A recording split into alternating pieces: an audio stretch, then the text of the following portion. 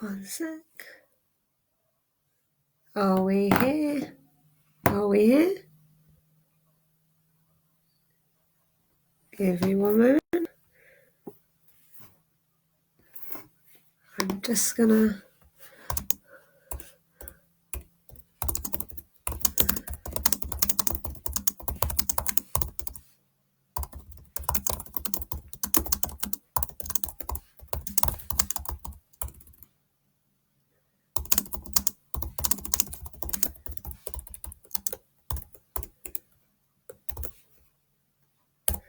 Right, let me go, Jess. I'll be with you guys in 1 sec. Haha, I have Naomi. So that must mean that you can hear me? Can someone just let me know if you can hear me? Or not? Hello? Right, okay, good. Can you hear me? Can you not hear me? I'm reluctant to get started unless I know that... Oh, it is working! Thank you, Alistair! Thank you very much. I have had an absolute disastrous week with technology this week on national television in front of 1.6 million people. And this is also my first ever Facebook Live. So what could possibly go wrong? I'm going to adjust my set just so I'm not quite a floating head. And I'm here. Hello, everyone. I'm Jack Monroe. I'm a writer, author, campaigner, avid book fan, and I'm currently co-presenting Daily Kitchen Live on BBC One on weekdays. I'm here as part of a series of events with independent bookshops to sort of, give them a bit of love in these difficult times. And also they give me a bit of love right back, which is really lovely. And I'm going to stop rambling and babbling now. And I think just go straight to your questions, actually, because that's a bit less awkward than sitting here trying to think of things to say. So I've put them on my phone. So if I'm looking down, I'm not being rude. I'm not texting people going, oh God, this is terrifying. I don't know what I'm doing. I'm literally reading your questions in the hope that I can answer some of them. I haven't actually read them in advance. A more organised person than me might have had a little gander through, maybe come up with some answers, but that's not really how I operate. I fly by the seat of my pants in every conceivable scenario, and this one is no different. So let's get started. First up, I've got a question from Natalie Dodd, who says, my children hate Swede, and we have another in our veg box delivery. That tends to happen, doesn't it? I love it and generally mix it up in a curry paste and bake it in the oven. What else can I do with it to make it more appealing to my boys? Well, Natalie, I have exactly the same problem with my son. He's 10 years old and he will happily eat all the spices, all the flavours in the world, but he started to be able to detect vegetables in everything. And one of the things he also doesn't like is Swede. So I've started sneaking it into Swede Mac and Cheese, which is basically Swede roasted and then blitzed with a simple cheese sauce and then folded through pasta the same way that you would make normal macaroni cheese and bake it in the oven. So I've snuck it in there quite successfully. You can also grate it right down to nothing and then sneak it into anything with a mince texture like a cottage pie or a bolognese or a chili, because any grated veg in those kind of dishes will just sort of vanish and disappear into nothing and be mostly undetectable. So Swede mac and cheese, or chuck in anything that you've got any mince in, or dice it up really small and put it in like a chicken hot pot. And if he asks, say it's potato. I don't condone lying to your children, but it's not really lying if you're encouraging them to eat a range of fruit and vegetables that will improve their physical health. It's more sort of health improvement by stealth, I call it. Or I don't, but I am going to now. Right, I'm going to move on to the next question. Hopefully this isn't as atrocious for you as I fear it might be. We've got Pat Cleary. Oh, hello, Pat Cleary. Who says, my veg box includes a big pack of celery, but my 3 Jack Monroe cookbooks are a celery-free zone. What to do? Well, Pat, you need to get yourself some better cookbooks by the sounds of it. There is a reason, actually, why my books haven't included celery. but it's sort of before now. I think there's the odd bit in veganish. And that's because when I started writing cookbooks, I was a single mum on benefits, living in a sort of a freezing cold flat with the heating turned off and everything. And I didn't have money to spend outside of things that were familiar to me. So I stuck to things that I knew, which was like onions, carrots, potatoes, parsnips. And I'd never really encountered celery, apart from as, something I used to eat when I was on a diet that would last all of about 3 days. And you chop it up and you dip it into something. And I didn't particularly like it, enjoy it, or see that it had a value. So it didn't make its way into my books for a long time. But now, I've got a modest income that's, semi-regular. And I branched out a bit and I bought myself some celery. So now it is in recipes. So you can add it pretty much in the base of anywhere you'd have onions. So in the base of any stews, any curries, any casseroles. You can roast celery, the big long sticks of it, and make a roast celery soup, which is really nice. Or you can basically chop the whole lot up really thinly and shallow fry it with some white beans, bit of lemon, bit of garlic, lots of pepper, and make sort of a celery and white bean, like I was going to say sloppy, but I think that's not an attractive word for food, but I've said it now, like sloppy sort of dish that would be really nice with pasta or with rice, or served on top of mash, or just eaten on its own as comfort food, maybe with chicken, maybe on its own, maybe as a side dish. So celery is hugely versatile, and I guess I regret not getting to grips with it sooner. But there's a lot of different things you can do with it. So if you want any more ideas, I'll throw some together and chuck them up on my Twitter at some point as well. Right, on to the next one. This is quite stressful doing, normally I do them like typing and no one gets to see like my face I pull as my brain cogs around, but here we are. Got Naomi Carrera. Oh no! A lot of cheap and easy recipes include various types of beans, peas, or lentils, all of which I don't happen to like. And now this is tricky because a lot of my recipes contain beans, peas, and lentils, as you said. So I suppose, I don't know if you're vegetarian or not vegetarian. I didn't get that information, but I suppose it would be looking at what the function of those beans and pulses and peas were in a recipe. So in something like a chili, they're there to add bulk and they're there to add texture. So you could either use diced vegetables, or you could use meat or jackfruit to give the same the same volume, the same substance, the same slight bite, the same creaminess, but not using those things. I mean, that's quite a wide food group to not be to cut out. And I'm aware that some people need to. I mean, my mum's got IBS. She's probably not going to thank me for telling everyone on Facebook that. But here we go. And she sometimes has to cut out beans and pulses because it irritates her stomach.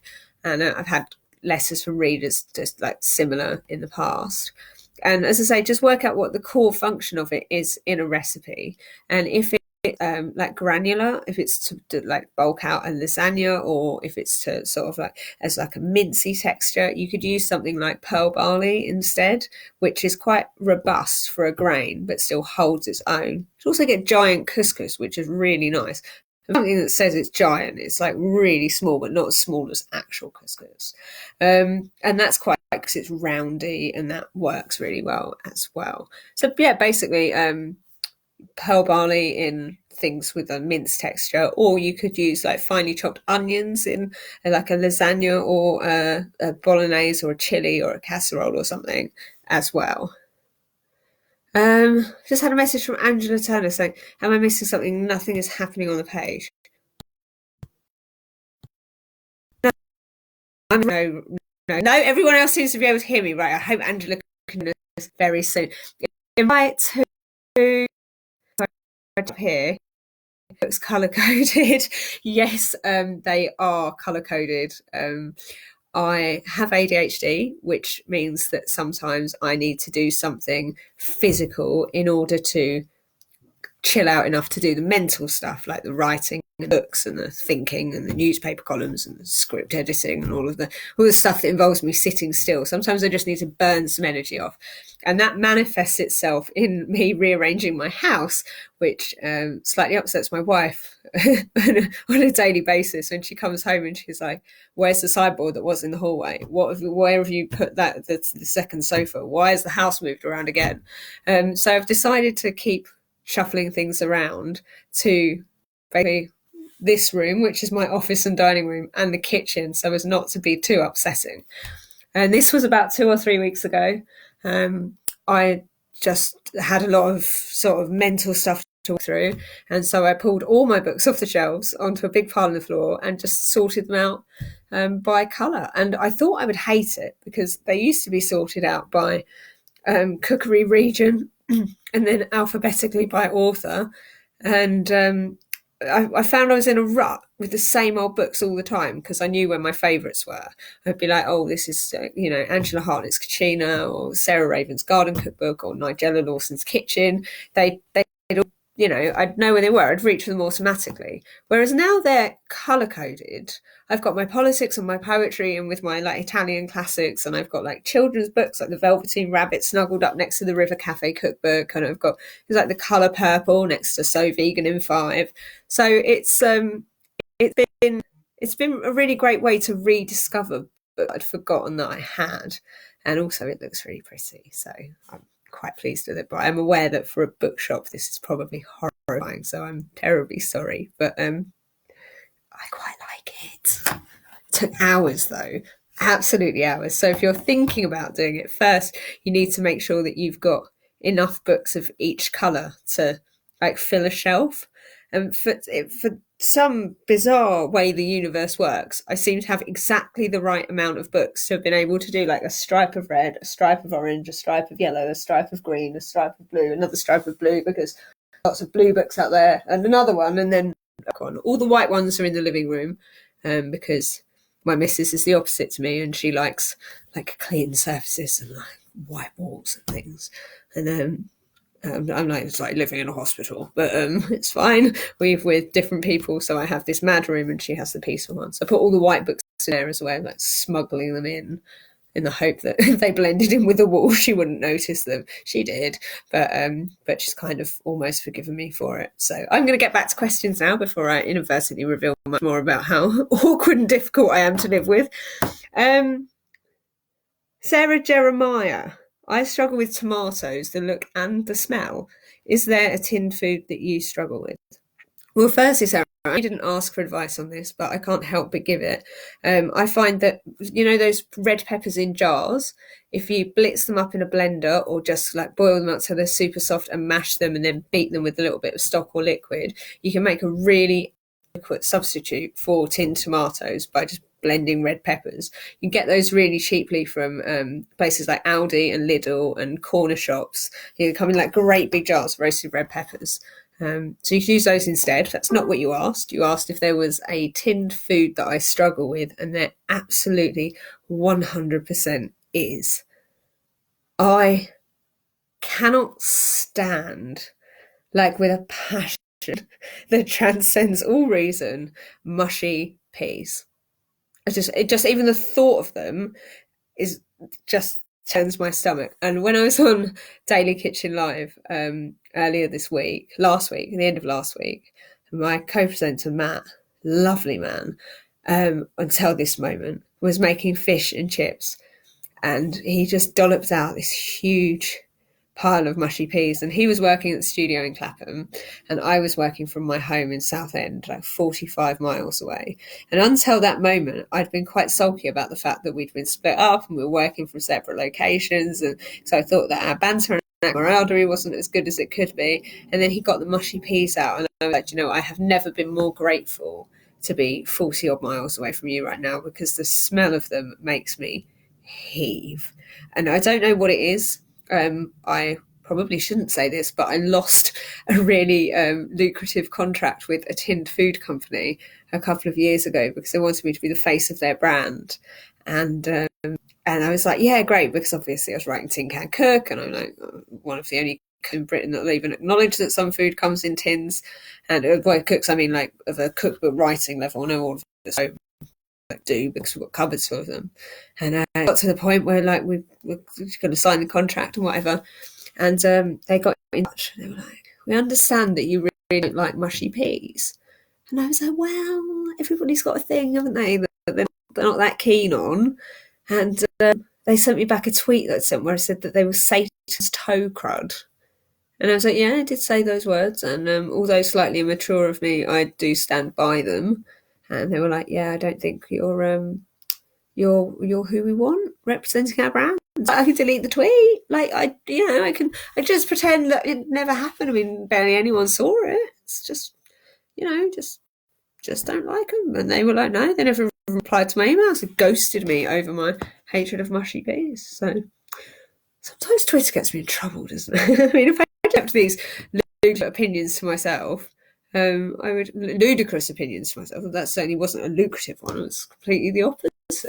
Then tinned food, mushy peas, just cannot even contemplate it. When I was a food bank user, me and one of my friends would bring our bags of stuff home, and we would sit down on my little kitchen floor and we'd get everything out and we'd swap things over.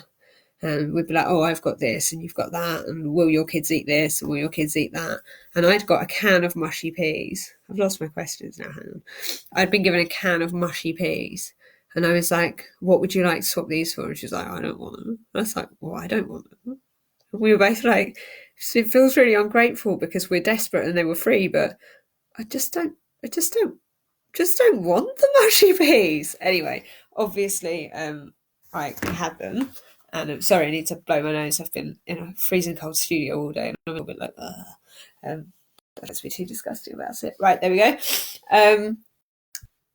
So I kept them because I didn't have any other options. And it's not really the done thing to take it back to the food bank and say, I don't want this, can I have something else? So I ended up making them into a mushy pea soup with butter and milk and curry powder and loads of lemon and pepper, and I ate it, and I never want to eat it again, to be fair, but I ate it because I was desperate. It's all I had, and pretty much everything has improved with piles of butter and curry powder anyway. This feels really strange, just like sitting talking to my own face on my computer, but apparently I've got an innate ability to just talk, which is quite nice. Being in lockdown, you don't really have conversations with people, do you? And it's just like, maybe I'll talk to the cat every now and then, and now I'm talking to you lot, and that's quite nice. Right. Oh, Catherine Bain's got a cheeky question. Are there any hints on any recipes in your new book, Good Food for Bad Days? Now, the publicist of my publisher is on this chat somewhere, lurking, ready to text me if I say anything that may get me in trouble. So I'm just going to have a think for once in my life before I open my mouth. Basically, Good Food for Bad Days is a book that I wrote about my experiences of cooking with depression and anxiety and disability. And I found that of all the many, many, many cookbooks I own, none of them really addressed what you could do if you couldn't pick up a knife that day, or if you weren't in like a mental place to just weigh things and chop things up, or if you just needed something in a hurry because you didn't want to, because you didn't love yourself enough that day to be able to throw some pan. And I've always been quite open about the fact that I don't say suffer, because I don't feel like I suffer with it. I just get on with it. But with like depression and anxiety, low self-esteem, and various other bits and pieces, ADHD, autism. I mean, the full gamut. When the good Lord was handing out, nonsense, he sure kind of sort of was like, oh, you have more than your fair share of all of that stuff.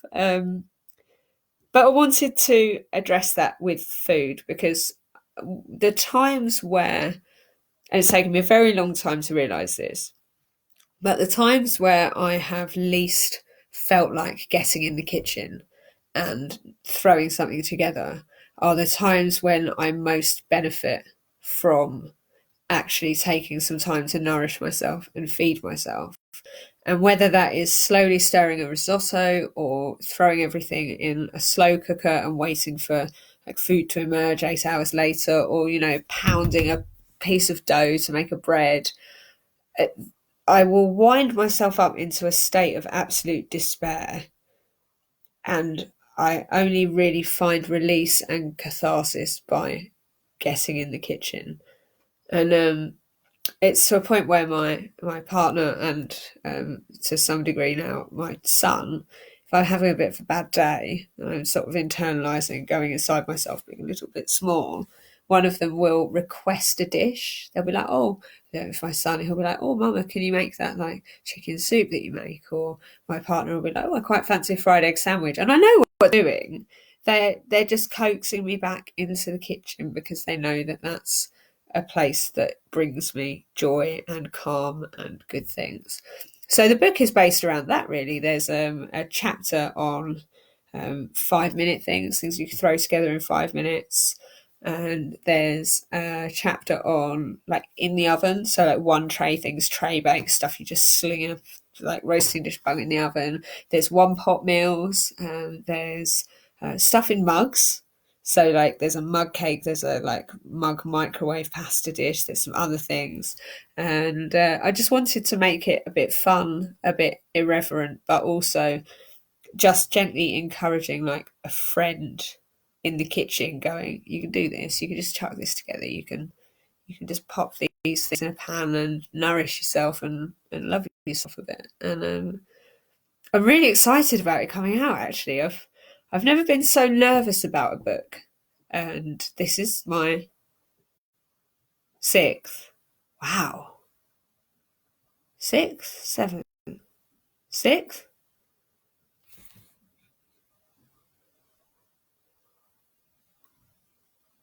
6th. Sorry.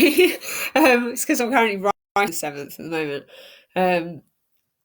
And I'm really nervous about it because actually it's sort of part cookbook, part memoir, and it's not trying to be anything other than just a little buddy to like sit on your kitchen shelf and go, hey, I can help you with this. I can help get you through this, or even just, you know, just temporarily make you feel a bit better about yourself. And there are some fantastic recipes in there that I have really, really struggled to keep inside of myself for the past 6 months, because I've been so desperate to share them, and I can't wait to share them. And that comes out at the end of May, and the manuscript is somewhere up on the shelf behind me, somewhere stuffed in a folder. In fact, if you've really eagle-eyed, you could probably zoom in and find the manuscripts for the books that I'm currently writing. But I'll leave those for you to sleuth out. Right, go for another question.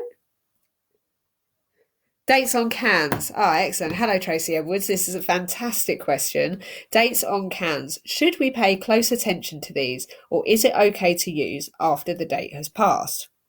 Now, this is a question that I get asked quite a lot, and I have to be quite legally careful about how I answer it. And I'm not very good at being careful about anything when it comes to opening my flapping great mouth. So I'm going to attempt to do my best. But basically, if something's got a use by date on it, you've got to adhere to it. It's there for a reason. It's usually meat or cheese or something that is going to cause you like severe distress if you or harm or illness if you eat it. So use by dates, don't exceed those. Sorry. little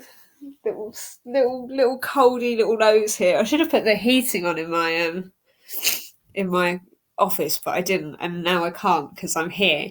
But hey ho. Yeah, use by dates, don't exceed them, obey them. They are to be obeyed. But if something says best before on it, just do what I call the sniff test. So just give it a sniff. like most of us know food smells a bit off, and have a look at it, look for discoloration, look to see if it started to disintegrate. Just look at it and think, does that look like what a tin of sardines usually looks like when I crack it open? And use your common sense. If you've pulled it off the seabed of the wreck of the Titanic, I probably wouldn't give it a go. But if it's 3 months out of date or whatever, it's likely to be okay, because food that is preserved in tins is preserved with like a huge window for error, to allow for it getting bashed about a bit, to allow for being stored in adverse conditions, to allow for all sorts of different variables that from the moment it leaves the factory line, it cannot be controlled. So basically, pop the lid off, have a sniff, have a look, cook it up, and have a little nibble, and just use your senses, because it doesn't suddenly decide to expire on the date that it's printed on the top of the tin. It's like those sardines are already dead. They're not just going to sit there and go, oh, do you know what? It's the date it says we should properly die today. We're gonna just go off. They just just kick about in there until you eat them. I won't take the most out of date tin of stuff I've ever eaten, because I think that would be highly irresponsible of me. But let's just say that when my and I moved in together last year, we moved the contents of her kitchen as well, and some of the tins that came from the cupboards in her kitchen were about 5 or 6 years old, and she'd only lived in that flat for 4 years. So I went to her with this vegetarian soup that was about 6 years out of date, and I was like, this has been in your flat for the entire time that you have, but also it appears to have moved with you from a previous flat, and now it's moving to our house. And on principle, it's still in the cupboard under stairs. Like, if we move again, if we buy a place or whatever, that can of vegetable soup is probably going to come with us. I'm a bit scared to look in it, but it's there, just being a science experiment at the back of the cupboard. And that's we all get our joy from somewhere, and that appears to be mine. So let's have another. Oh, I just read these. I just read this next one too quickly, because it's really tiny. It's really tiny writing on my screen, and it's a quick fire round that says cat or dog, bath or shower, Nigel or Nigella, and I read it shower or Nigella, and I was like, it's a bit of an odd set of can I not have both? Not obviously not like Nigella in the shower, because that would just be like, we're friends. I don't want to put her in an awkward situation by suggesting these things I've already suggested. Jesus, what am I? What is wrong with me? Anyway, I just read that wrong, and now I'm going to do it properly. So, Helen, your quickfire round is getting me in trouble. But cat or dog? I have a cat. I would love a dog. The cat is not in the room, so you can't hear me say that. But I'd really like a dog that got on really well with cats. But my cat, in the meantime, pretty much thinks he's a dog. He's enormous. He's like a mongrel, but it clearly has a bit of Maine Coon in him somewhere, because he's like a horse cat. He literally wags his tail when he's happy, and he sits there and begs for treats and stuff. He's like a cat dog. It's the best kind of cats. And also, like a dog, he will come to me when I come through the front door, and he will bound through the door, see me, and be all affectionate. And I've had cats all my life. I've never had a cat that was quite that loyal and loving, which is nice. It's nice, actually. So, next one. Hijack, do you ever eat in top-end restaurants? If so, which one? By the way, I made your mushroom ale and lentil pie. It was amazing. Thank you. I love that. It's one of my favourite recipes. I have eaten in top-end restaurants in my lifetime, mostly because I was a journalist for some time, or I was courted by journalists for quite some time. And for a little period of my life, after I'd been a single mum on benefits and was just coming to public prominence as a food writer, a lot of my new friends who were now journalists would sort of take me to fancy restaurants as a sort of, here you go, have this nice thing. So I've eaten Hawksmoor, which is lovely. It's a steak restaurant that's got a really, really great menu. That was really nice. And I've had a cheeky little lunch at the Ivy, but I got kicked out because the pianist and I struck up a bit of a rapport. I'm not sure I should tell this story, but now I can't not because I'm halfway through it. Pianist and I struck up a bit of a rapport, and I started a song with him. He was playing the piano, and he asked me if I had any requests, and I thought it'd be quite funny for us to sing "Common People" by Pulp in the middle of the Ivy restaurant in the middle of the day, and I haven't been back since because I was not very gently asked to leave, but it was great fun, and I don't regret a moment of it, and also I don't feel the need to go back. I've seen it, I've experienced it. It's just one of those things. Other nice restaurants I've eaten in. I mean, I'm quite a simple person. Me and my missus, when we have like a little date night or a date afternoon or whatever, we like to go down to the Harvester and have the all-you-can-eat salad bar, and that to us is like a fancy meal out. But to me, I don't care where I eat if I'm not cooking, because I quite like the novelty of not having to cook. I'm the only person in my household that cooks, and I love it and I adore it, but also it's also my job. So sometimes at the end of the day, like tonight for example, we'll just you know what, can we pizza? And we've got a pizza turning up in about 15 minutes, and that to me is eating, because I haven't had to do anything with it myself. I'm just like, there you go, just someone else has cooked that, like prepared it, dreamt it, thought of it, assembled it, stuck it in the oven, delivered it to my doorstep, and that is a pretty good meal. And sometimes people will say to me, I get really worried about cooking for you because you're a really good cook. And I'm like, mate, when I was poor, I ate a Big Mac out of a bin. I clearly don't really have a palate. I'm I'll eat anything, and quite frequently, if I'm working late or travelling around the country for work, I basically live out of what I can buy in WH Smith's at the train station and or a cheeky McDonald's. So yes, I have eaten in fancy places, but I'm not very comfortable there, and I very much prefer a sausage and egg McMuffin of the morning. Right, next questions. I might not be able to get through all of these because I was only supposed to be half an hour and I'm a minute and a half over already. Oh, Jane, I find being home brings on the munchies. What snack foods do you recommend from your store cupboard? So, as a Pisces, I am a person of extremes.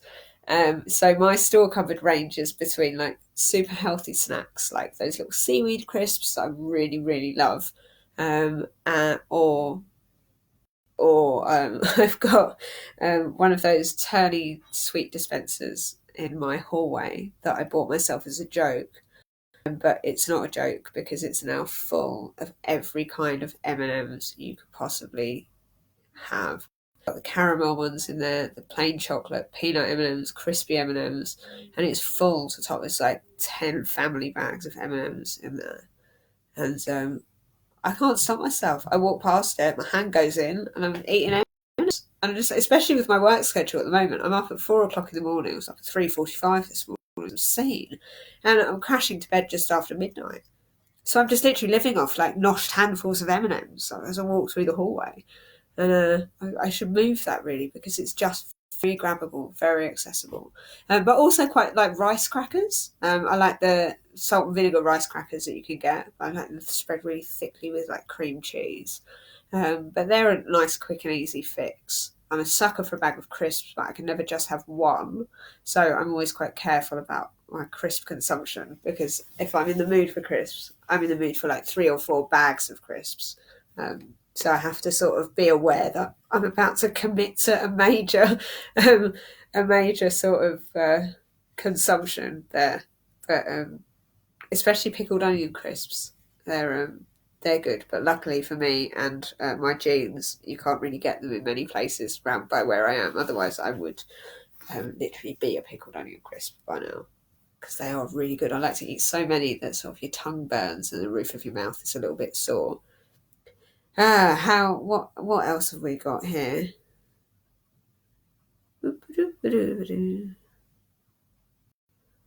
After lockdown ends, this is Jill, what are you looking forward to the most? Do you know what, actually? I had this, it was my first day in the studio today at Daily Kitchen Live, and I was really, really nervous because I get super, super nervous about being on television, and especially this is my first proper presenting role. I've had like half an hour of training that a mate gave me about like a year ago. It's the extent of my training for this job. I've got no self-confidence. I hate the sound of my voice, and I genuinely don't believe that I'm good enough. So as that, add all that into like the stress of knowing which camera to look down, being able to present, throw your voice, be confident, etc.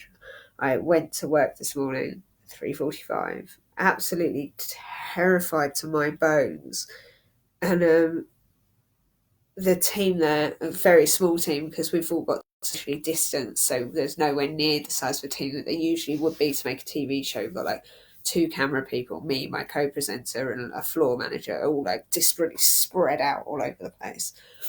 And we did the rehearsal, we did the second rehearsal, we did the show, and at the end of the show, obviously the relief was absolutely palpable because I'd got through the first one, and all the crew were like, Jack, I really want to give you a hug, but I can't. And that to me is the thing that I guess I miss the most, is going and sit. And I know that, like, do you know what? We're in a time of global crisis. 16,000 people have died in the UK in hospitals. To be sitting here moaning that I can't have a hug from my cameraman is the height of arseholery, really. But I do miss the fleeting human connections that come, whether it's a pat on the arm or a tap on the shoulder, or or somebody just touching your waist to move behind you in a bar, which previously would have been hugely annoying. Now I'm like, please, for God's sake, just touch me, somebody. And yeah, I guess today there was no real way for us all to palpably express that sheer joy and release and relief to one another, except to just stand 2 meters away and go, "Woo, you did great!"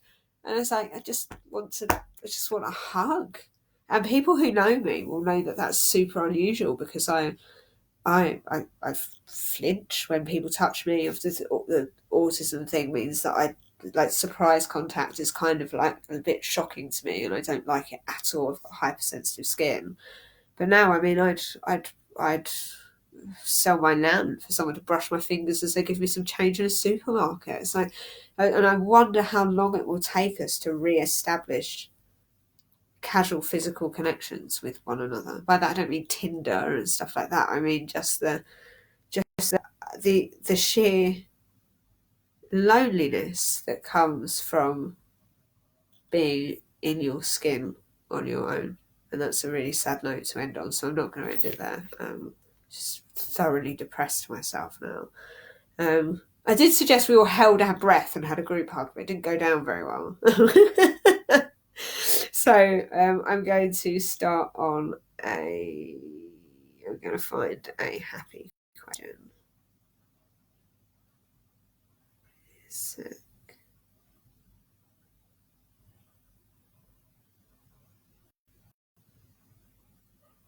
Let's scroll through here. Hang on. How many more books of TV, Ambrose? Oh, hello, Terry. Wow, hello, Terry. So Terry is a reader that came to one of my events a few months ago, and I, as you can possibly tell, my brain isn't the most organised of things. And I was in there in the middle of my talk, and I suddenly said, my goal is to one day write cookery books down. And then my mind just farted. I just I couldn't think I wanted to who I was talking about. And I threw it out to the floor. I was like, if somebody can tell me who I'm thinking of, like moderately posh man, wrote a book called A Cook with a Can, wrote a book Good Sweets, wrote literally over 100 cookbooks, and everybody was trying to Google and trying to like find out who it was. And a lovely man called Terry, and we now follow each other on Twitter, came up to me at the end and said, I think you were talking about Ambrose Heath, and I had a table between us. Because that's the thing with book signings, it's quite, you've got to have a table between you and the other person. I often just like walk around it because I'm a bit like, hey, I'm a human being, like, have a hug. And I launched myself over the table and just threw myself at him so hard I actually bruised my boob. But it was Ambrose Heath, and I am not sure how many books until I beat Ambrose Heath. But the other day when we were on the show, we were talking about Marguerite Patton, and she wrote 171 cookbooks, and that's my new goal, is to write 171 cookbooks. I'm probably not going to exceed it, but I'm going to have fun trying. And on that note, it's been absolutely delightful, but as you can possibly tell, I'm absolutely exhausted and not the wellest of bunnies, having averaged 2 to 3 hours sleep a night since the show started streaming. Shooting. So I am going to bid you all farewell, but I'm very, very sure that I'm going to be back in touch with At Home With and with 4 Indies, because I would love to do this again, and I would love to take some more questions and hang out with you all again and spend some more time with you all. When I'm a little bit more chipper and a little bit less like my eyes are going to fall out of my face and just roll away down the sofa. So you've been delightful. I'm going to really enjoy scrolling back through your comments. And on stuff, can we meet your dog Cat, please? Give me one sec. He's not here because he's gone out on a drop or mousing or whatever he's doing, but I will just attempt to find you a lovely picture of him. It's going to go well. I'm going to try and hold it on the screen, but I do think you should all meet him. He's called Cooper, and he's an absolute prick and the love of my life. But don't tell my miss. Let me find him. Right, I'm just going to see if you can see that. There he is. There he is. You see him, pretty boy? Look at his tempestuously furious face just there. That was him grumping at me because I was packing a suitcase to take to the studio so that I would have clothes to wear all week rather than going up and back and up and back and up and back with like lots of clothes. And he obviously thought that I was leaving him, so he was sitting on that stool just like glowering at me. He's adorable, and he's very good for my mental health as well. So if you are contemplating getting a cat, firstly rescue one, because rescue cats are just so loving and so wonderful, and also so in need of great homes. But secondly, I don't think you'll regret it, because they're so loving and affectionate, and it's nice to just have him posh around the place. It's nice to have someone to talk to when I come home who won't like tell me I'm talking too much, because he can't. He can just yell at me, and also I'm the sole provider of his food, so he knows to keep me sweet. So it's been an absolute pleasure. I promise I will be back, and have a lovely evening, and I will. Oh, I should probably plug some stuff at the end of this. You can, if you have enjoyed my inane rambles for the last 42 minutes and 51 seconds, you can find more of the same on Twitter at bootstrapcook, or on Instagram, which is at Jack_Monroe, and I'll put up all over the internet, various other places as well. And I'm on BBC One every morning at 10 a.m. with my co-host Matt Tebbett, presenting Daily Kitchen Live, which is like a sort of lockdown show version of Saturday Kitchen, but with a few more tins and a few fewer capers. I will see you very, very soon. I'm astounded that Sophie have stayed to the end, and it's been delightful. Thank you so much for having me. Take care and watch it. Bye.